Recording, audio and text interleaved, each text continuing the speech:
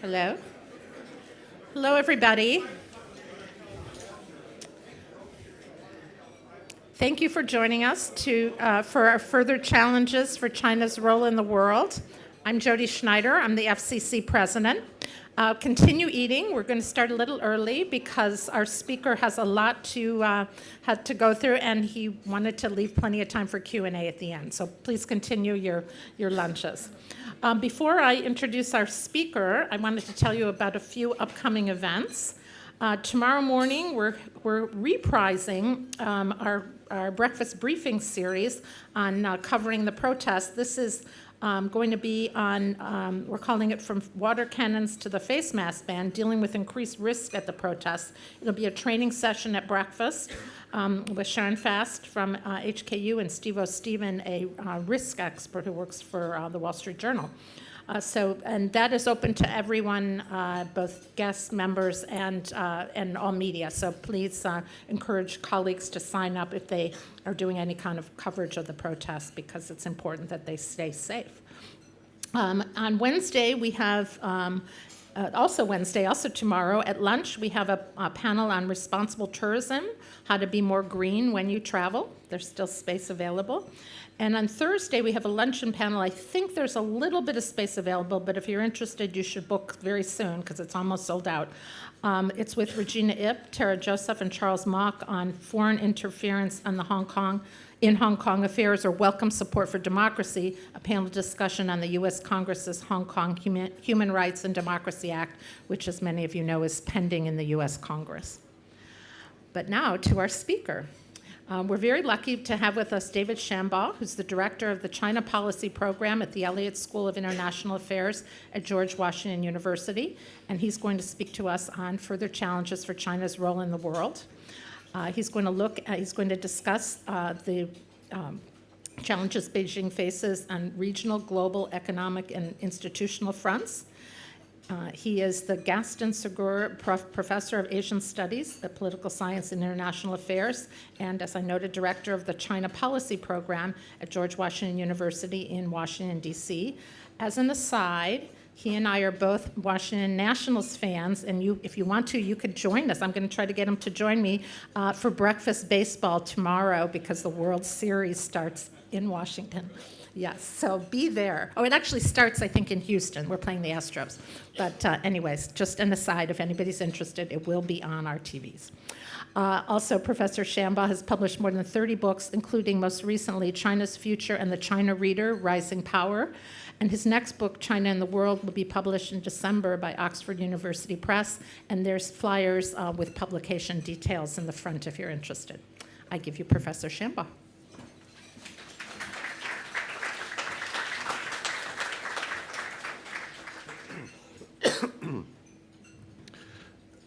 Thank you, Jody, and good afternoon, everyone.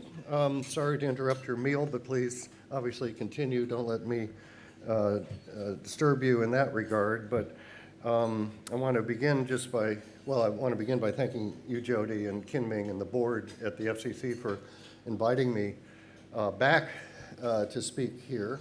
It's been a number of years since I've spoken in the FCC. I recall the last time was actually out in that room. And I hope everybody in that room can hear me. Yeah? So good. So I'm really grateful to have the invitation to be able to return. And I have to begin by indulging my own memory a little bit. My first visit to the FCC was in 1977. It was not yet in this building. It was in another high-rise building in Central, and I came out here. I was a young 20-something, a recent undergraduate, and I came out here because I had an interest in possibly becoming a journalist, a foreign correspondent. That was my aspiration at that time. And I made an appointment to meet with David Bonavia and Derek Davies, names that I think are familiar to you. And they received me at the bar in the FCC rather than in the offices of the Far Eastern Economic Review. And after a good discussion and several drinks, they actually offered me an entry-level position. So I went back to Washington thinking I was going to do that, but when I returned to Washington, I had another competing offer to work in the U.S. government. And make long story short, I selected that, which wound up working in the White House and the National Security Council during the Carter administration in the run-up to the normalization of U.S. China relations, 1977-78. I had a first-hand view of that momentous event, and then that turned into an academic, into graduate school, first at Johns Hopkins SAIS with my classmate Anne Le Bourgeois. We went through 2 years of Chinese together at SAIS, and then on to the University of Michigan under Michael Oxenberg. So my aspirational career as a foreign correspondent never happened. But I just want to say that that's always been in my heart, and I commend all of you for what you do. And I'm a beneficiary of all of your work. So I'm going to speak to you today based on the conclusion, actually, to this new book that will be published in December, just before Christmas. Makes a great gift for your loved one if you're thinking ahead. So there are flyers by the door you can pick up on the way out. It's a book called China and the World, nice small topic. But the concluding chapter looks forward into the future. So that's what I'm going to base my remarks on today. And I do want to leave enough adequate time for Q&A. So China's obviously come an awfully long way in its foreign relations, as in all other aspects, over the last 70 years. It's moved from international isolation to integration in the international order and a wide range of international institutions. It's moved, obviously, from becoming a poor, impoverished country to a middle-income nation, from having a weak military to the world's second-best military, from being a disruptive regional actor in Asia for many decades, in the 60s and the 70s in particular, to now being a generally good neighbor. I'll come back to that theme. Key word there is generally. And from being a hesitant actor to becoming increasingly confident and prominent power on the international stage. So 70 years, big changes in Chinese foreign relations. They've been dramatic and transformative. And China's poised now, I think, to become even more important to all nations in the years ahead. But like all countries, China faces a number of challenges at present and into the future in its foreign relations. Indeed, as China has grown stronger and more influential, the challenges actually increase. Major powers are held to higher standards, and more is expected of them. So I'm going to highlight what I think are 6 challenges. There are many more, of course, but these are 6 that occur to me of importance. And we can, during the Q&A, take the conversation beyond these 6. But let me pose 6 major challenges, the first of which is obviously relations with the United States. You have to start there.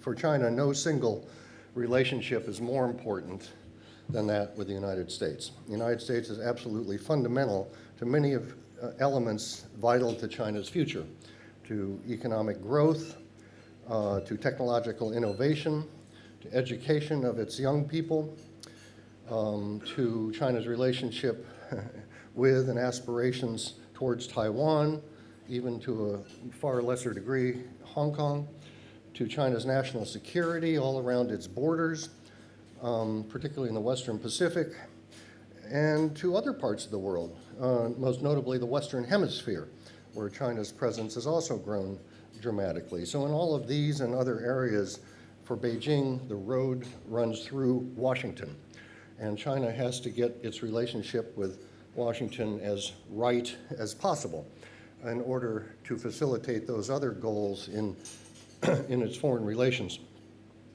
Now, obviously, so the U.S. has an outsized and overwhelming influence, I would say, on China's place in the world, more than any other any other country.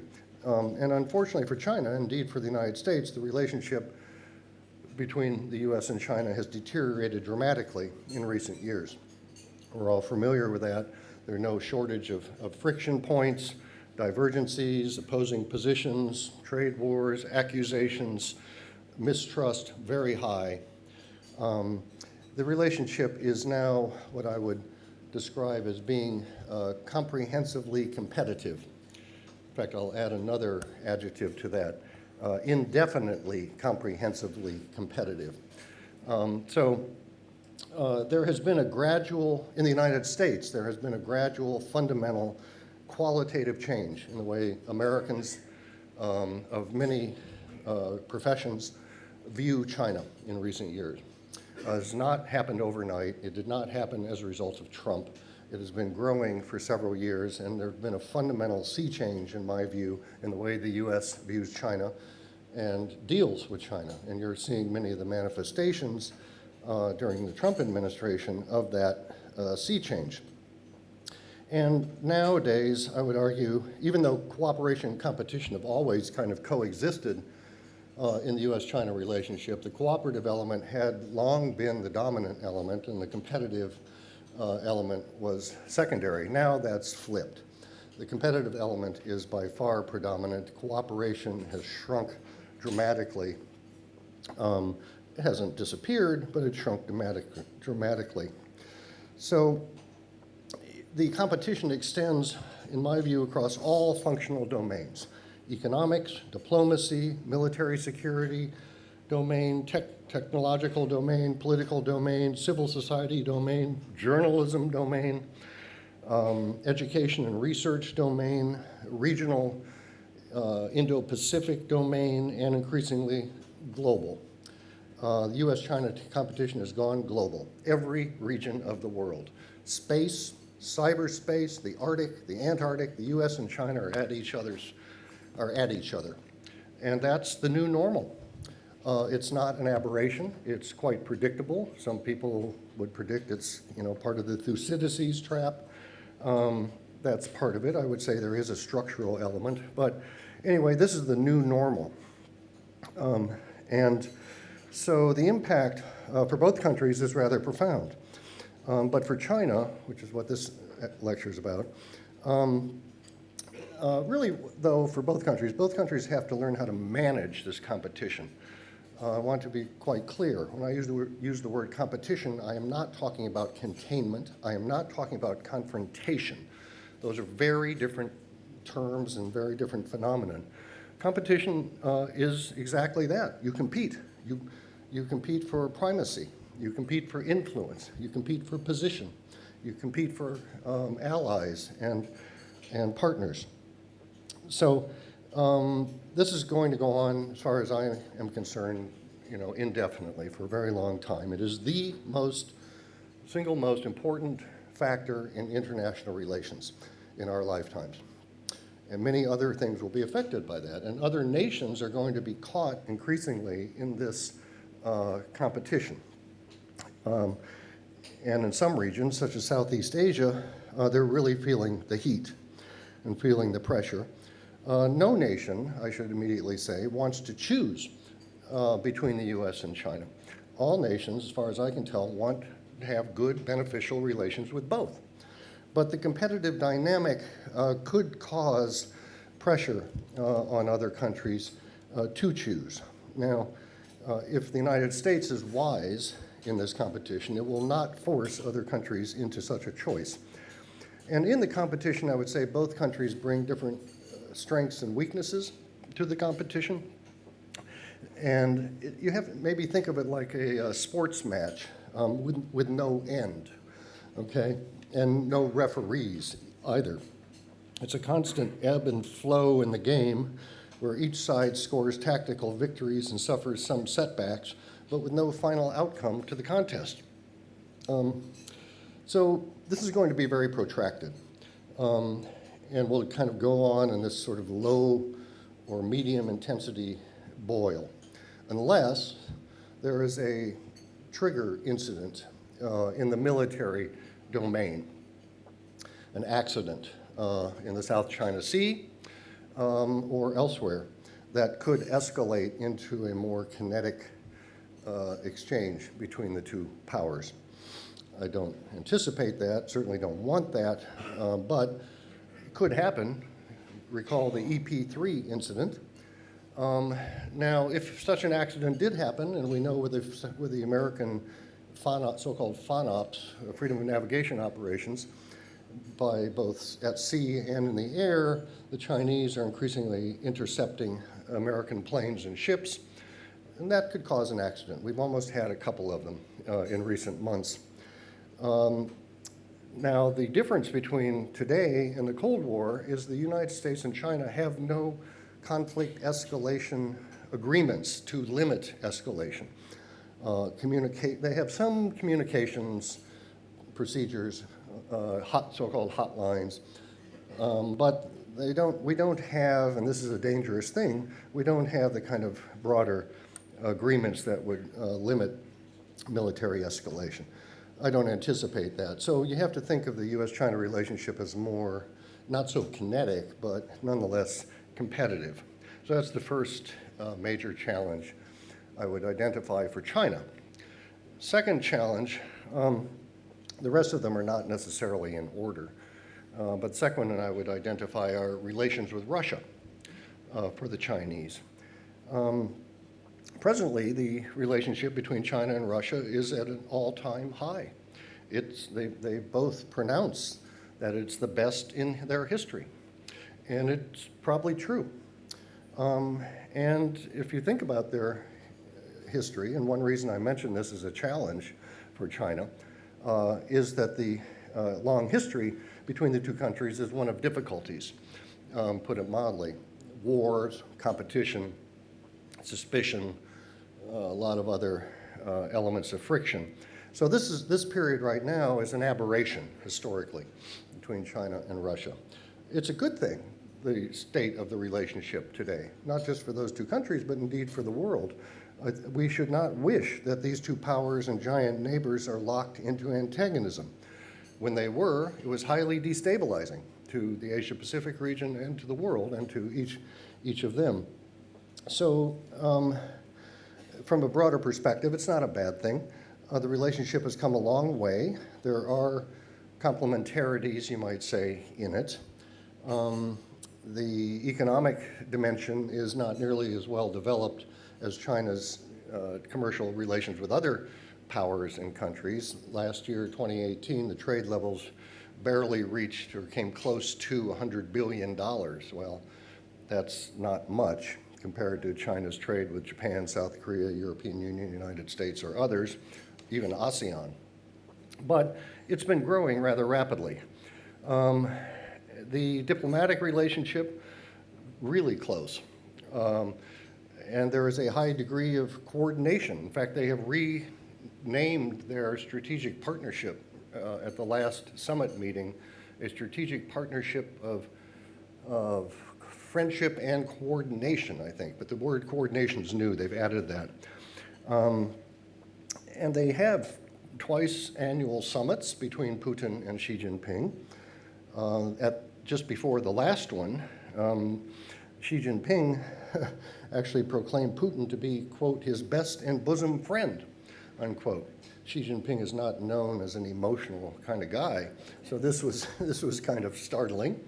So these two autocratic leaders really do see, I would say, eye to eye on a number of issues, international issues and domestic issues. Their strategic interests align, and their governments consult and coordinate closely. Nonetheless, underneath this sort of surface of the relationship, at least on the Russian side, there continues to be in Moscow ongoing simmering debates about China and suspicions. I'm not so sure about the Chinese side. I don't encounter in my interactions with the Chinese a great deal of suspicions of Russia. But when you talk to Russians, you do come across as rather quickly. They're suspicious of China's long-term intentions in Central Asia. They're quite concerned about all the progress that the Chinese military has made. That's quite ironic because it's Russia that helped the Chinese military build the kinds of weapons that they are now able to produce on their own. And they're concerned really about China's long-term, the implications of China's long-term rise. So I don't want to overstate this, but underneath, at least on the Russian side, there's this discourse going on. So that's a second. So the challenge for China is really to maintain the relationship. It's a very leader-dependent relationship, I would argue. Putin and Xi Jinping are major factors in this. Should one of the two of them no longer be the leader, or both, there are structural issues in that relationship that could reemerge. So that's a challenge. The challenge for China is keeping it where it is at this high level of cooperation. The third challenge I would identify is in China's relations with its neighbors here in Asia, the Asia Indo-Pacific, we can now call it. The challenge is this: for China to continue to build its relationships, it's generally positive relationships. China has no enemy in Asia. I would not even put Japan in that category. Japan, obviously, relations with Japan have been the most stressed of any country, Japan and India, but neither of them are enemies of China. China has different degrees of relations with countries around its periphery. But generally speaking, particularly when you compare it to the past, the 60s and the 70s, even the 80s, China has generally good neighborly relations. So the task for China, though, is to maintain these relationships without alienating their neighbors and driving them into a countervailing coalition against China. The so-called iron law, my iron law of international relations, the iron law of counterbalancing.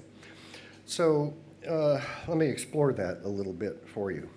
So diplomatically, China is very much on the offense, you might say, in Asia. No country is too small or inconsequential for Beijing to pay it attention. Where was Xi Jinping last week? Nepal.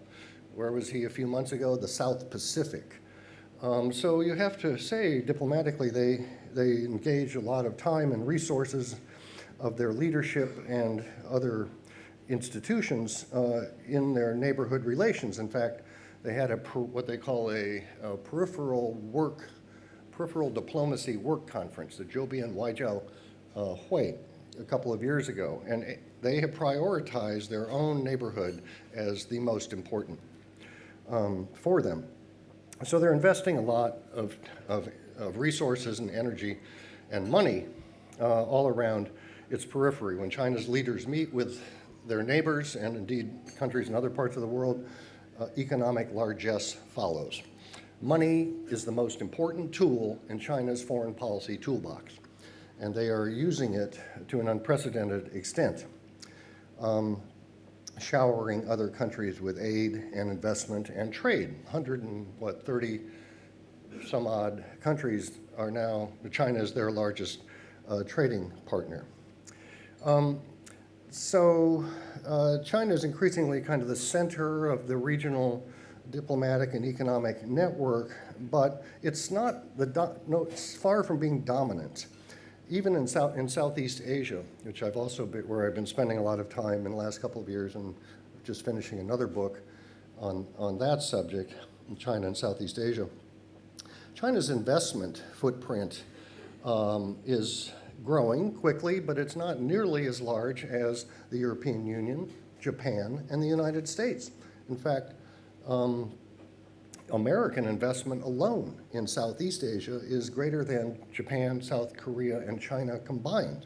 China's total FDI stock in Southeast Asia is only about $90 billion. America's is $269 billion. But you don't hear a lot about that. You hear a lot more about the Chinese investment, which is growing, but even on an annual basis, it's not as much as the United States. Last year, it was 11.5 billion for China, 18.5 for the United States. So the media tends, I would argue, to inflate and exaggerate China's footprint in Asia. But no matter where you go around the region, you all know, China's the story. You don't hear much about the U.S. in Asia. You don't hear about the European Union in Asia. You don't hear about Japan in Asia. But I would submit to you that all three of those countries are at least as important, if not more, to Asians than China. And when you go around the region, though, hardly a conversation occurs, at least in my case, where you do not quickly encounter two things. Kind of, first, an inevitability about China's centrality in the region, and the rise of China and the kind of inevitability of China's shadow and influence. Everybody sort of says, well, this is a reality, we have to adapt to it.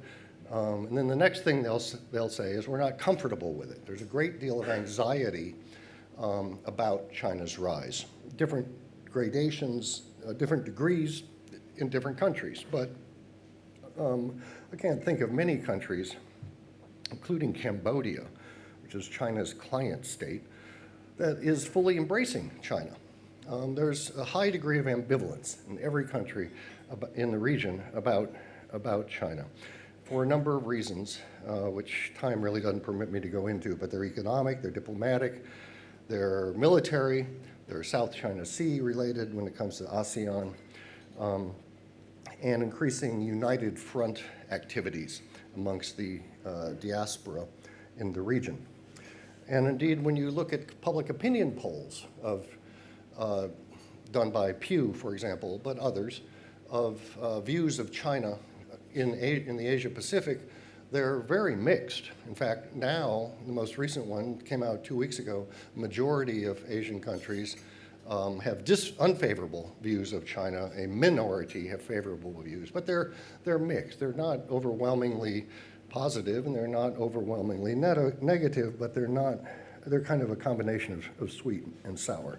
So that's the third challenge, I think, is for China to build its relations in its neighborhood with not overreaching, overstepping, being overly pushy or domineering, or trying to create a kind of 21st century version of the 19th century tribute system. But there are some indications, I think, that is exactly what China's trying to do. So it's really up to China, in a sense, as to whether it triggers a countervailing coalition against it or not, depending on how it behaves. Fourth challenge, quickly, I'll give you three more, and then we can have a conversation. And related to the third challenge, fourth challenge, Belt and Road Initiative, which I know you're familiar with, so I don't have to tell you what it is. But the point I guess I'd like to make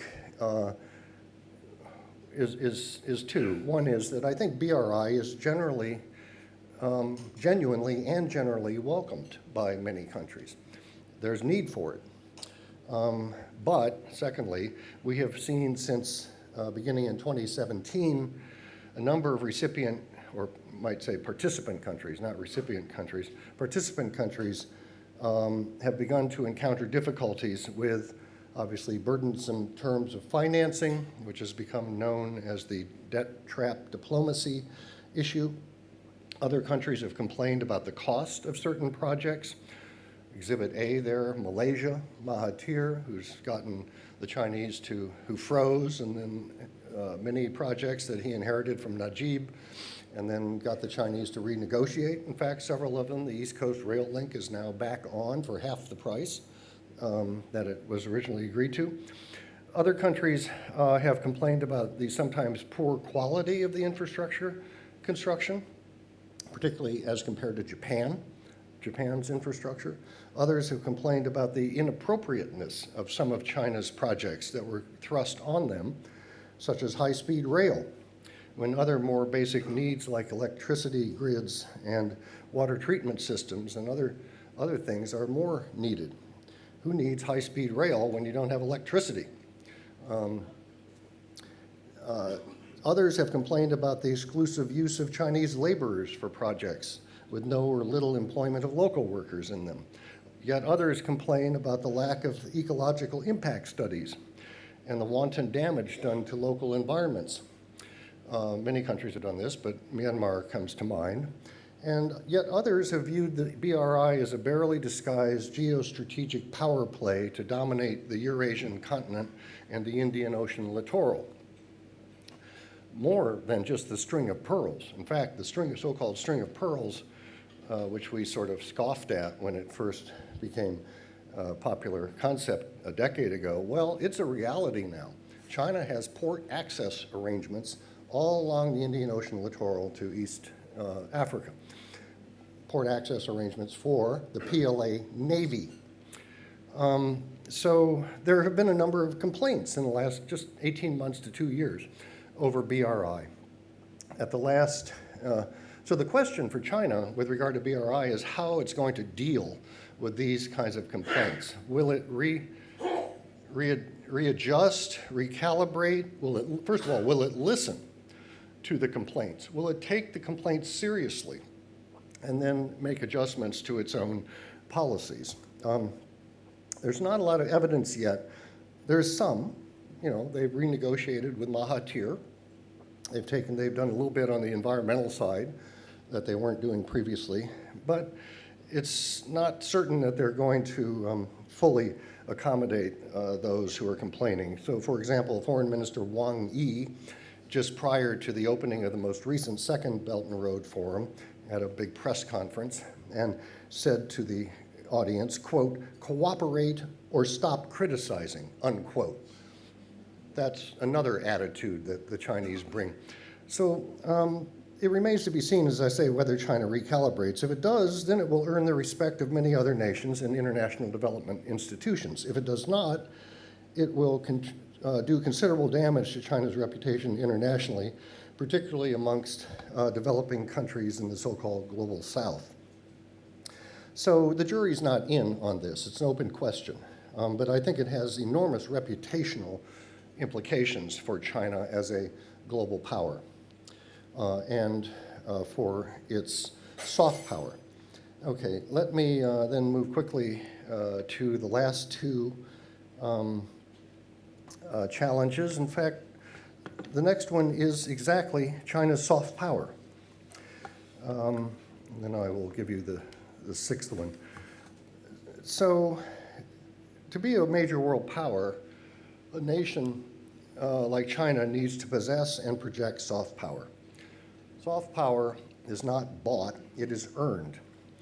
And, as the United States is currently experiencing, it can be squandered. Once you have it, you don't have it for life, forever. The United States has lost a lot of its appeal and its soft power in the last couple of years, regrettably. So soft power, you read Joseph Nye, I'm sure, it's all about voluntary attraction. It's what he calls co-optation in order to shape the preferences of others, to get others to want what you want. And it's basically about culture, values, and norms. And it comes organically out of a society.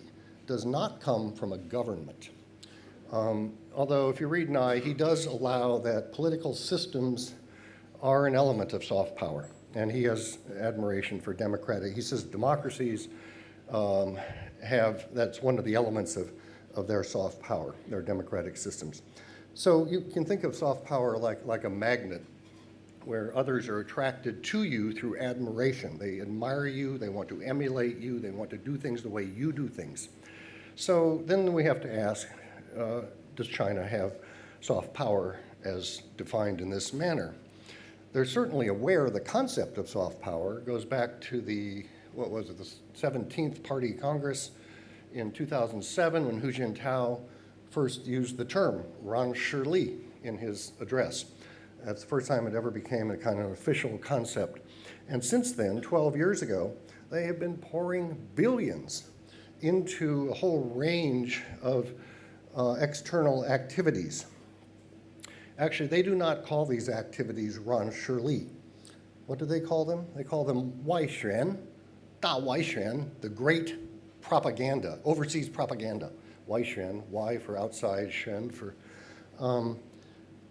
and how much we don't know, but it is in the range of 10 to 20 billion US dollars per year into a whole range of activities, media activities included. So the question is, are they getting return on their investment? Well, it's hard to measure that, but one measure are public opinion polls. And if you look at the Pew Global Attitude Surveys, you find China's global image very mixed.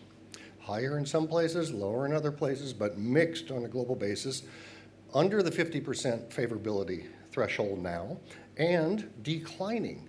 China's global reputation, according to Pew, has fallen 12 percentage points since 2013 alone, if I recall. So China's image mixed and declining, despite all this investment to try and improve China's global image. So there are a number of reasons why this is the case, which I'd be happy to explore in the Q&A if you're interested. I have my theories about why China's soft power is weak. But again, for the sake of time, let me move on to I'd be happy to come back to that. It's something I've spent a lot of time thinking about, writing on, and working on. So I'm happy to talk further about that if you're interested. But let me come back to the last challenge I see for the Chinese in their foreign relations going forward, the area of global governance. Okay, so global governance is about transnational issues that transcend sovereignty, or they transcend nation states, certainly, and affect all of humankind. And here, China has exhibited progressive integration into the international global governance system over time. They've become an institutional member of all the relevant organizations in multilateral organizations in the world, with the exception of two, the OECD and the International Energy Agency. They're still not members of those two. But so they're at the table. That's appropriate. They have a voice. And they are beginning to exercise that voice increasingly. That's not a bad thing. They're making their views known on a whole range of global governance issues.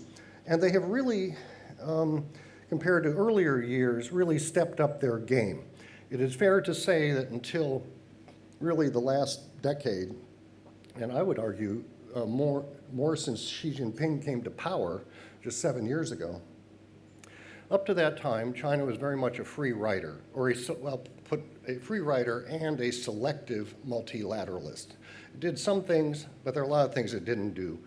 It hid, it free rode, and it avoided challenges. And that's why Robert Zoellick called them out in his famous speech of 2005 for not being an international responsible stakeholder, unquote. But since Xi Jinping's come to power, we've seen a remarkable uptick in China's contributions to and participation in the global governance system across a whole range of issues. Peacekeeping operations, overseas ODA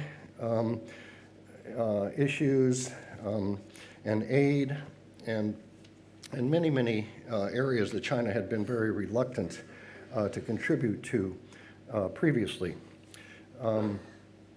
So that's a good news. It's basically a good news story. So the challenge for China, or indeed for the world, is to kind of lock that in. It's ironic, again, as China has stepped up in these multilateral fora and on a whole range of issues, including climate change, public health, disaster relief, and other things. The United States has stepped down. So we have an unfortunate irony there. I would hope that this is a temporary aberration in the case of the United States under President Trump, and that the U.S. will return to its traditional leadership role in this domain subsequently. But anyway, the good news is, and it is good news, China's stepped up and is doing a lot more. It's no longer free riding to the extent it used to. China, last thing to say on this subject is that China's always had, from the 1950s on, an agenda, not a hidden agenda, it's a very open agenda, of what they call the democratization of international relations. So what does that mean? That's code word for empowering the global South, for the developing world. They, like many other developing countries, believe that the post-Second World War Bretton Woods and other the so-called liberal international order was very much orchestrated without their participation and against their interests. So China has long argued for and kind of cast itself as the leader or the voice of conscience, you might say, for the developing world. And we're beginning to see China and the BRICS, the other members of the BRICS, actually do more in this domain. And we can, I think, continue to expect that. So let me stop there because we've run just a little bit beyond time, and I want to be able to have a conversation and take whatever questions you have on those 6 or indeed any other challenges that you might wonder about. So thank you very much for your attention. I'll stay up here. Before we take questions from the floor, I'm going to take the president's prerogative and ask the first question. And it's the elephant in the room question. Given the context of the challenges for China and the central government, how is the unrest in Hong Kong, where would you put that on the list? Is that 7 now, or is that included in one of these other issues? And how do you see that as, is that a challenge that is going to be continually confounding for China and the central government? Oh, goodness. I was telling somebody the other day I was going to speak here, and they said, well, be careful, David. They're going to ask you about Hong Kong. I didn't think I wanted to ask it right off. Would be the first question. Well, I told myself before coming here I'm not going to talk about Hong Kong. I don't feel I have enough knowledge to give an opinion or opinions about it, except to say one thing. I deplore the use of violence. I think that is absolutely unacceptable, and I would say it has undermined the appeal of the causes and the appeal of the demonstrators otherwise. So I'm just going to leave it there. I don't really consider that, well, it is a foreign policy issue. It's a reputational issue. Obviously, Hong Kong is part of China. That's not going to change. But how, your question, Jody, is how Beijing manages Hong Kong does have international reputational issues. So all I can do is agree with that. Depends, kind of like the BRI. Is it listen and recalibrate its positions, or does it not listen and just plow ahead? We don't know. None of us know. We're at a very interesting point right now in this evolving drama. But I don't really have views beyond that, to be honest with you. Okay, when you ask a question, there'll be microphones coming around. Please identify yourself and your affiliation, if you would, please. So a hand over here. Yeah. Thank you very much for your interesting talk. It's Jeffrey Barker. I work for CQS, investment management company. I'd like to know whether you think that it's a U.S. strategic error that China and Russia have, developed this much closer relationship, or whether you think that's something that might have been coming anyway, or how do you feel about that? A great question. I think there was enough momentum between the two sides anyway, but there are those in Washington who really believe that the United States has helped push Russia into China's arms through the expansion of NATO in particular, and there are those. I'm not one of them, actually. I believe in the expansion of NATO. We offered Russia a place at the table of NATO. It's Russia who said no. But I'm just trying to say there are some colleagues of mine, very well-respected, experienced diplomats, who think that the U.S. should share part of the blame for this very close relationship. And that relationship does have at the heart of it anti-Americanism. It's pretty clear. They both want to cut down the place of the United States in the international order. Putin and the Russians, much more than the Chinese, at least they're more outspoken about it than the Chinese. But I would argue the Chinese very much share that strategic goal. That's one thing that really brings them together. So there are those colleagues of mine who believe the U.S. has contributed to that in its post-Soviet policies towards Russia. I'm not sure I fully share that, but I'm just trying to give you And the second thing to say is in the United States, there is, or at least in Washington, there's only recent real awareness of the degree of closeness of these two powers. There's been a very fine series of studies done by the National Bureau of Asian Research, NBR, last year that really dug deep into the nature of this relationship, put out some very high quality publications I commend to all of you. And those publications went a long way to educating and waking up members of Congress, the intelligence community, the academic community, about this relationship. Most Americans, obviously, even foreign policy experts, weren't paying attention. We have to pay attention. This is the so-called strategic triangle is back, and it's oriented against the United States this time around. So I don't know what to say beyond that, but I don't think we Americans at least have paid enough attention to this relationship, but it's beginning to change, with the exception of the current occupant of the White House. Okay, there are questions? Yeah, right there, Mark.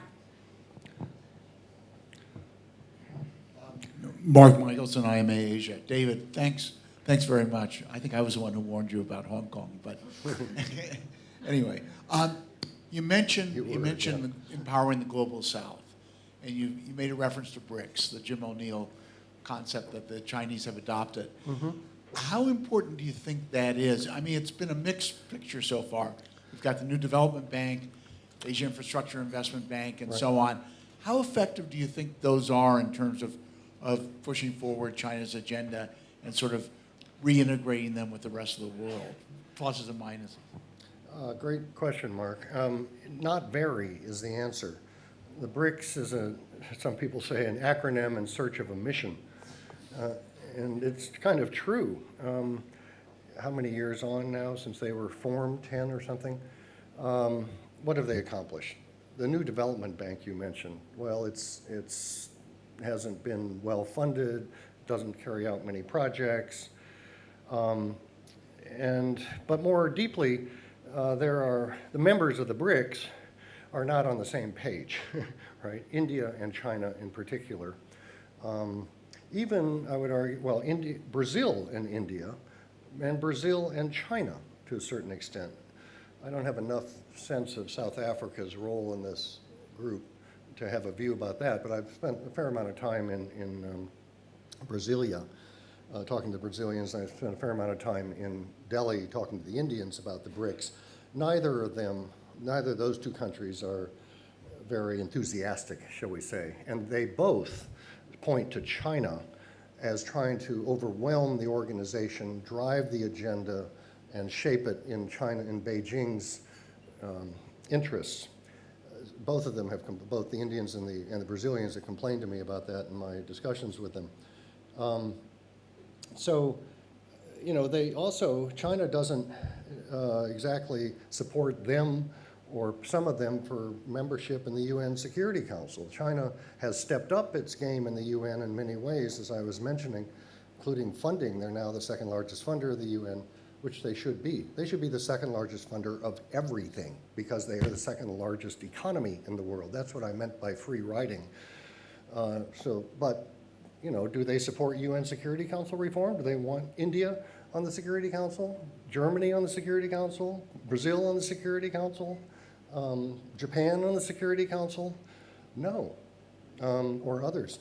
So there's a lot of skepticism about the BRICS, I think, inside of the BRICS.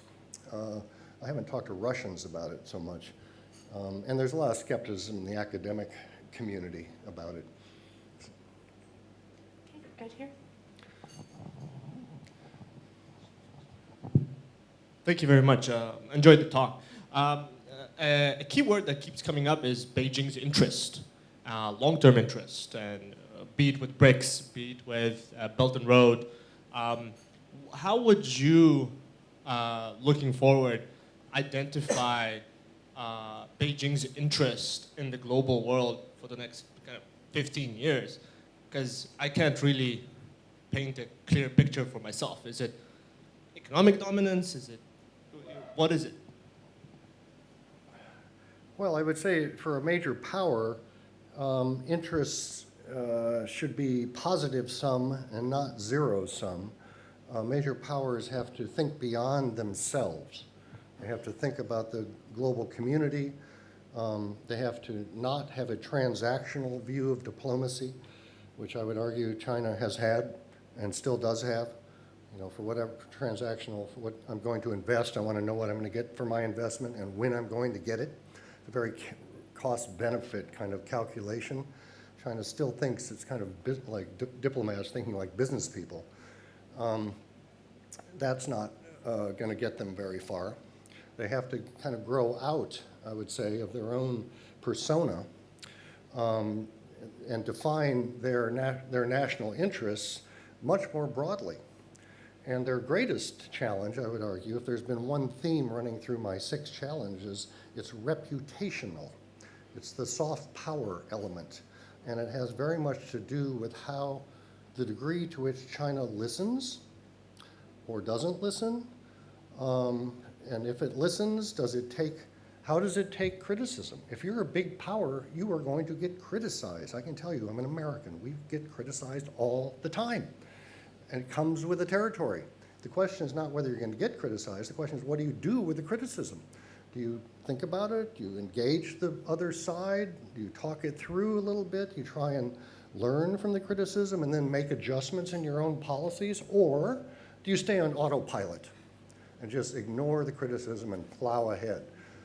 That is the major choice before Beijing, in my view, whether it's dealing with the global south, dealing with Washington, dealing with its neighbors here in Asia, the degree to which it listens or doesn't listen and makes adjustments and thinks beyond its own narrow national interest, defines its national interest in broader interest.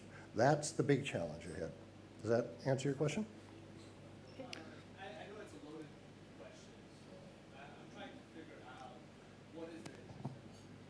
What is what? What is their interest? To me, it seems that they have not identified themselves, which is making it difficult for them to. From your analysis, what I understood is they have not identified what is their interest long term, and therefore it is making it difficult for them to project their national interest on a global level. Right. That's been their problem. Yeah. So that is our analysis of their problem. Well, that's my analysis of their problem. They too narrowly define their interests. My whole point is that going forward, next decade and beyond, if they're going to be one of the world's 2 or 3 leading powers, they need to escape their narrow national persona. Thank you. Question back there in the veranda.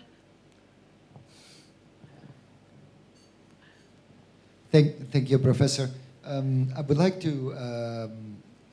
Could you identify yourself? yeah, Gustavo Fasari, CG, Argentine. 9-line. I would like to hear your opinion on why... what is the future of the international law of the sea, taking into consideration the 9-line and that effect on international law, or what is your view of the future on this area? I mean, what do you see happening in the next decades? Thank you. Well, thank you for the question. I think my view is pretty clear. An international law is very clear. It's called the Hague Tribunal ruling. End of story. You know, the Hague Tribunal ruling in the summer of 2018, was it? Or 2017? 2017 was, as the Chinese say, 非常清楚. Could not be more 清楚, totally clear, and struck down totally China's claims to the 9-line, invalidated it, and other elements of it. So, you know, that's, as far as I'm concerned, that's the international court, or the international bodies speaking. Now, that doesn't change the contestants' claims, but it does invalidate China's claims to the Spratlys, to be sure, and even to many of the Paracels.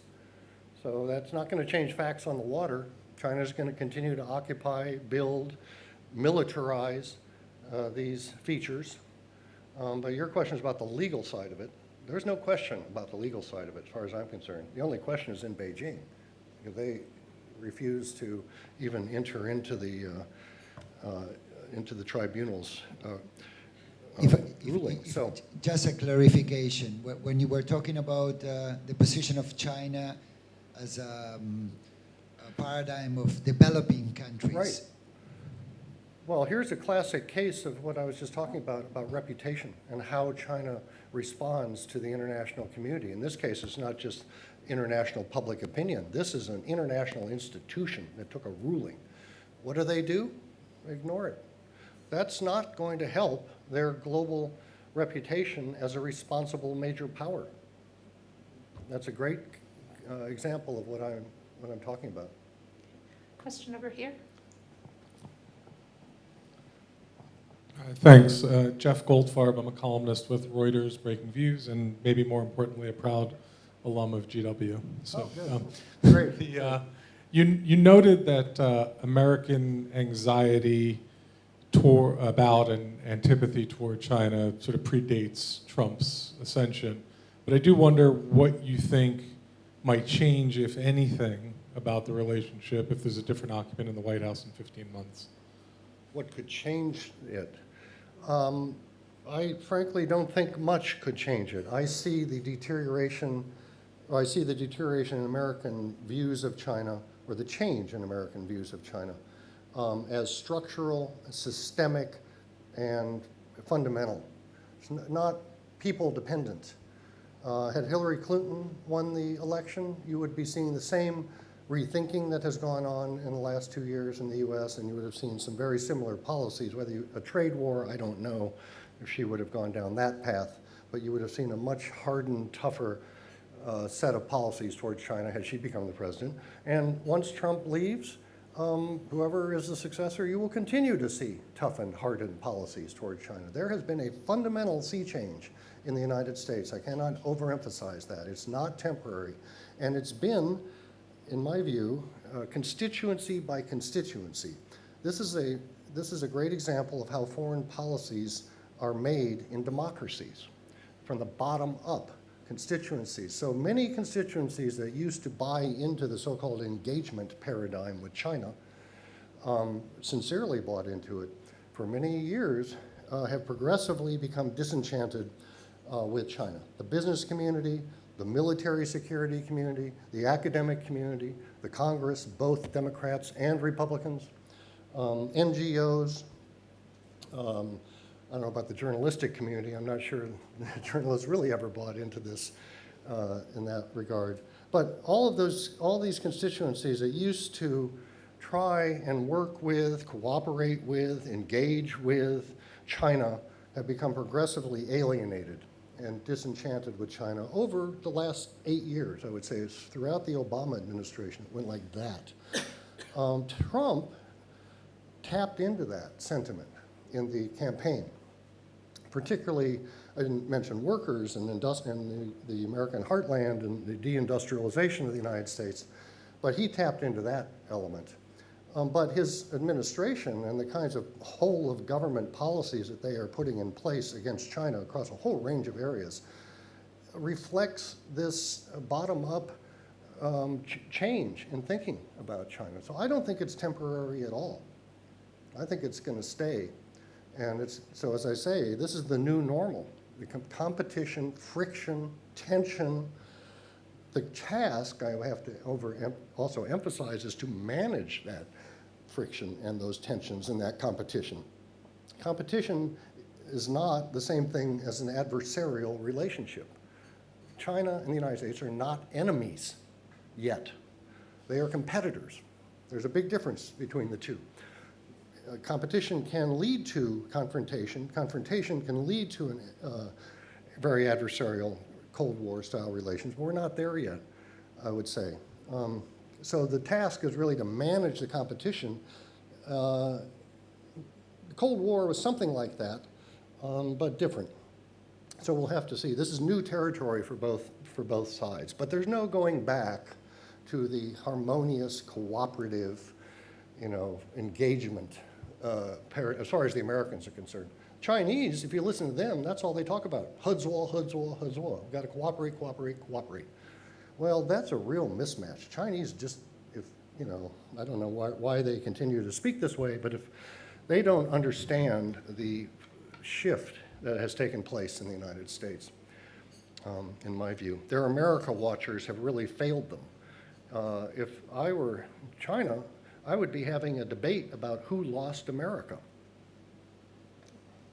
We have time for one more question, so make it a good one. Right here. See if I can not do this too loud. John Klopfer at the University of Hong Kong. You talk about the U.S. constituency. I don't and know I'm if wondering, this mic is working. I see, I have to do it that way. You talk about the U.S. constituency, and I'm wondering what you could tell us about the Chinese constituency for these foreign policies, and whether it's likely that public opinion in China will stay behind them, given how expensive they are. Public opinion will not stay behind the constituencies? No, whether you think that public opinion in China will stay behind The foreign government. policies you've described to us. Yeah, good question. I mean, we don't know well, first of all, China is obviously not a democracy, so its foreign policy is not shaped from the bottom up in the way I just described. Constituencies are actors, but they don't have no determinative influence on the policy. Policy is made by, always has been, a very small group of individuals in the Standing Committee of the Politburo, now the Commission on Foreign Relations, a handful of bureaucracies. It's a very tightly managed foreign policy is. So so constituencies per se don't really matter in the making of Chinese foreign policy, but nationalism and mass media, social media, and mass perceptions are very much a factor. There's a good chapter in this book on this subject. So the government is definitely influenced by the public to actually in more sort of conservative, I don't want to use the word aggressive, that's not the quite word, but assertive directions. The public influence feeds into the proclivities of some in government, but if you talk to others in the Chinese government, they are more pragmatic and they realize that compromises have to be made on occasion. But the public, there's no pragmatists in the Chinese public that I can find. And it's just one, that's a major sort of element that affects the decision-making milieu around them. Well, please join me in thanking Professor Shambaugh for his remarks. Thank you. We have FCC gifts. Yeah. Thank you. Oh, all right, thank you.